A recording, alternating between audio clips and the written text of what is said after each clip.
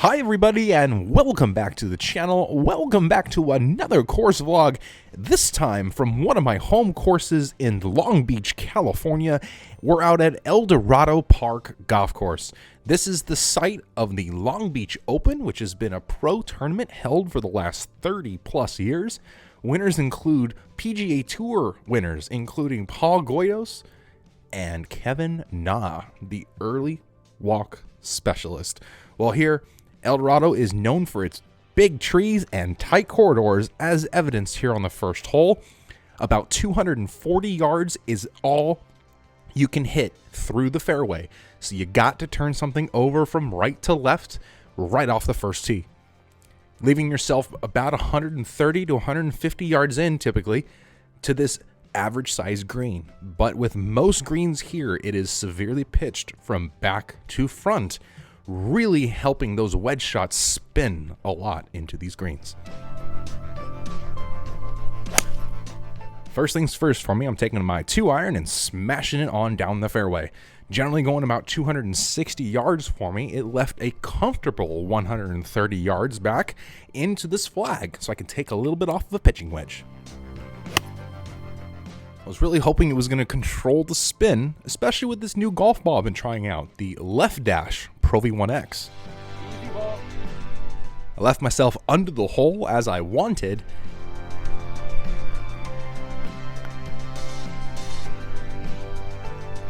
Hit a halfway decent putt. Was trying to gauge the speed here, but to be honest with you, just need you to leave yourself underneath the hole as much as possible today. That's what's going to give yourself as many makeable putts as possible. Another mid-sized par 4. It is another really tight corridor. The biggest trouble off the tee box for me is going to be this bunker down the right-hand side. It's about 270 yards to get there, so I got to lay back with my 2-iron and lay back behind it. Now, if I do so, that big tree you see on the right-hand side that is protecting the green doesn't really come into play very much if you're far enough back and you can play a big shot over the top. Well, again, first things first, 2-iron, middle of the fairway.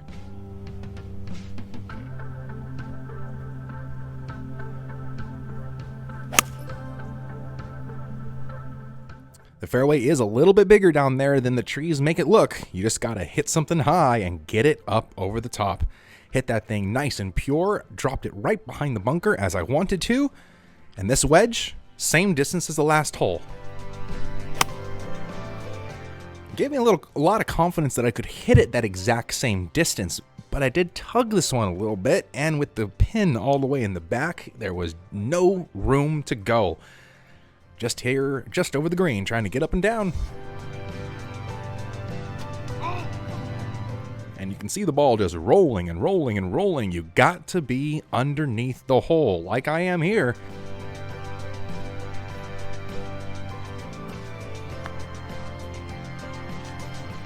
Hey, there we go. Tried to get some Kevin Na early walk right in for you there. First par 3 of the day, number 3. We got a little side tee box off to the back left-hand side. It's going to add some distance here, makes it 172 to the middle.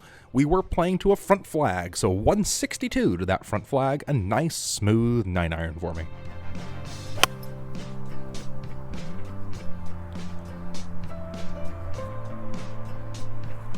Now with that pin in the front, being underneath the hole was dead near impossible, and to keep it on the green. So this time I aimed for the middle of the green, knowing I was going to have a slippery putt coming all the way down. Hang on tight. Boom, baby, there we go. Let the hole get in the way. That's right. Let's just get the hole. Let's let the hole get in the way. Now, number 4 here, it's the first par 5 of the day and the first time I can take my driver out. Another slightly severe dogleg, this time to the right, and I'm worried about it because my driver actually goes through the fairway here. I've got to cut the corner in some way, shape, or form to have any shot at going at the green in 2. With the distance being only 522, there is an avenue here for me to get there. But man, you really got to shape that ball around the trees. As you see, there is a layup bunker protecting the short stuff if you do have to lay up around that 100-yard distance. The green is elevated like most here, and those 2 deep bunkers absolutely protect all it needs to. You got to fly the ball into this green. Trying to set up for a big cut here.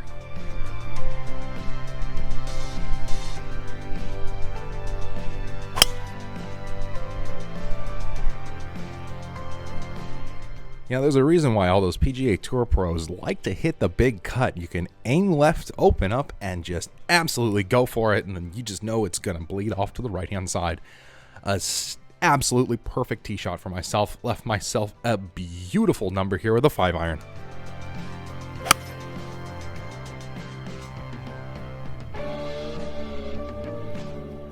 Really thought I got a little stabby with the shot there, but it ended up coming out 100% correct. Left half of the green, though, and this is a long putt coming all the way across this green.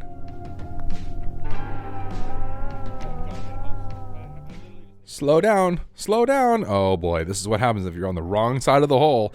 You don't need much slope in order to keep it just absolutely slippery from one side of the hole. Left underneath the hole, and I'm just trying to make my par. Okay, fine. On the green in 2, and well, to be honest with you, it was actually a 2-putt par, because that second putt was off the green.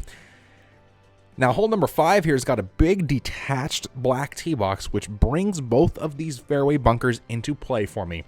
That left one is about 260 to fly, and the right one is about 280 to reach. I mean, that is the epitome of a tight fairway right there for me.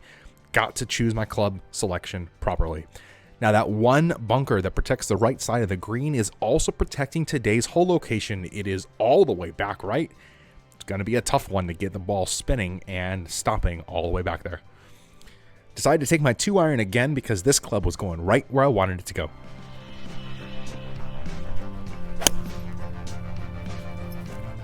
So for this shot, I really didn't even think about the left-hand bunker. I aimed the right bunker, knowing I was not going to be able to get there. There it is, right down Main Street.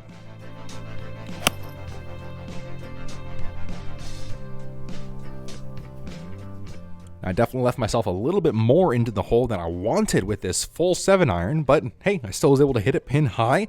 But we're facing the same problem I had on the last hole. A very long cross-country putt across the green, and this time I left it short. Left myself a little tester here from 6 or 7 feet, and this one is slippery. Turn, come on.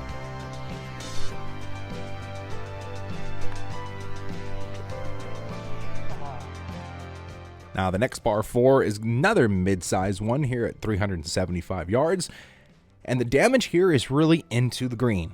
Off the tee box, there's a cluster of trees on the right that you have to avoid, and that bunker off to the left. But like I said, into the green is where all the trouble lies. Yes, that is a tree right in the middle of the fairway. You got to figure out if you're going to go up, around, or some way around it, because you got to get your ball up onto that green, and the pin is all the way in the front. Going to be another slippery one. This is another elevated green as well, so it's going to be tough to see the surface of the green from the fairway.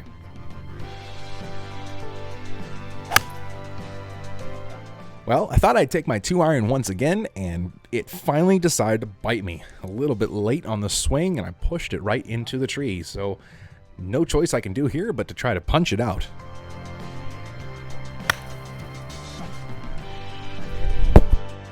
How's that for timing for the tripod to stay standing just the right amount of time there? Well, this here from 89 yards into the front flag, just trying to punch one down in there and get it to spin.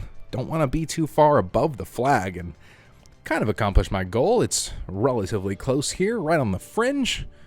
Trying to roll in another par putt. Back-to-back bogeys. That's not what I like to see, but what I do like to see is another par 5 in front of me. Now this one, what are we looking at here? Bunkers off the left and off the right, off the tee. Again, you got a big tree also protecting the left side of the fairway, making the hole slightly bend around the tree. Other than that tree, this hole is absolutely stick straight. My drive has to worry about that bunker on the right, and my layup is going to have to worry about that bunker on the left. But if you're going for this green in 2 or for your layup third shot, you're going to have to worry about that lake on the right-hand side. Luckily for us, the pin is smack in the middle. Bullseye pin on this green.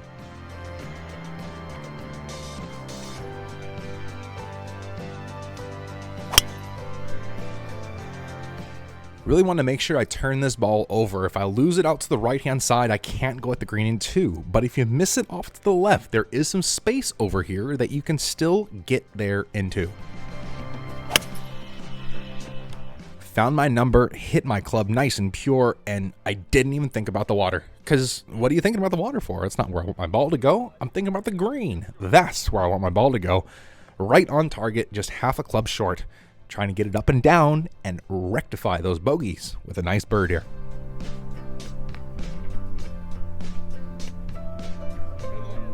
That's it. Oh no! Come on. So close for the chip in eagle. But ultimately a nice tap in birdie. I think I tapped it in with the wedge there. No putter needed. And we're on to what I believe is the hardest hole on the golf course. A long par 4 at 425 yards. It's a very, very sharp dogleg to the left. About 250 is your through number through that fairway, so you really got to turn something over off the tee. And for me, I can't turn a driver over that much, so I got to lay back with a 3-wood or a 2-iron. That tree right there on the right-hand side is where an old bunker used to be, so it's not very level over there on the right-hand side. And you also see the grass bunker on the right-hand side of the green protecting it. And water, long and left. Oh boy. All right. One of the rare times you're going to see this 3-wood off the tee for me.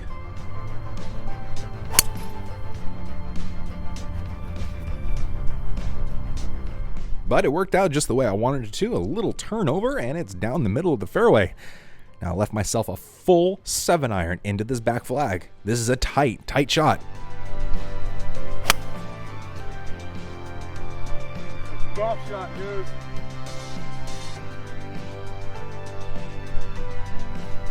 That was one of the purest irons I've hit all day. It was right on the stick, center of the green, 25 feet underneath the hole.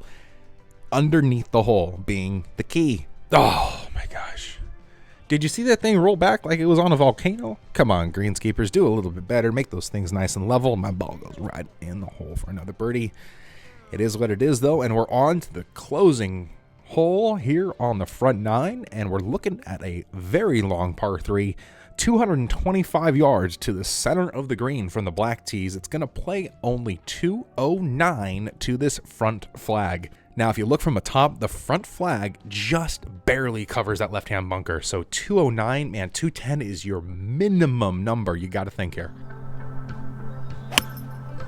Now, my 5-iron generally goes about 215, so I was thinking a nice, perfectly smooth 5-iron should absolutely clear all the trouble and put me just above the hole. But unfortunately, like I said, it's above the hole. Man, oh man, this is a slippery putt. Just got to cozy it on down there. No 3 putts, no more 3 putts. Thank you. Stop. Oh, slippery good. Woo-wee, that was a slippery putt to end on, but got it down in 2, and that was an awesome way to finish this vlog. Those last 2 holes are not easy here on the front 9, not at all. Please smash that like button down below. Don't forget to subscribe. We'll see you next week for the back 9. Have a good one. Later.